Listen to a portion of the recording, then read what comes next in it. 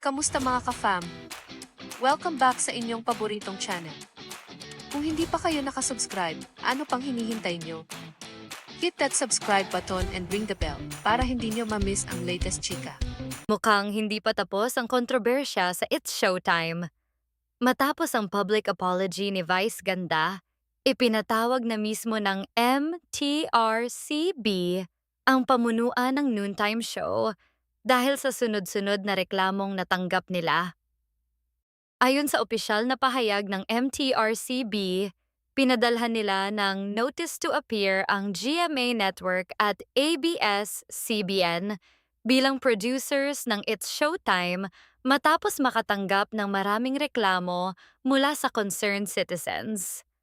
Kabilang sa mga isyong tinukoy ang viral na Memerimar skit sa Laro-Laro Pic segment na inireklamo dahil umano sa racist at colorist na biro.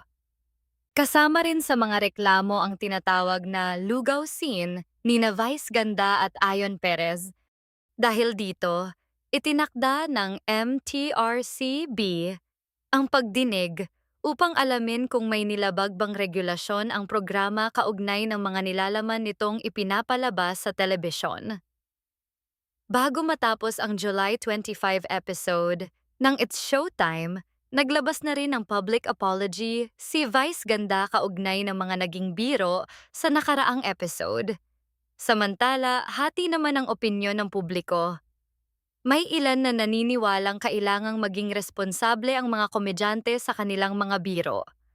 Habang ang iba naman ay nagsasabing, masyado nang mahirap magpatawa sa panahon ngayon dahil halos lahat ay maaaring ikasama ng loob ng iba.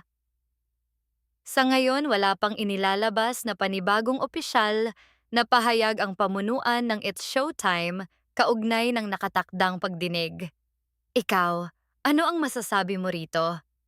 Tama lang ba ang naging hakbang ng MTRCB o sa tingin mo ba ay nagiging mas mahirap na talaga ang mundo ng komedya?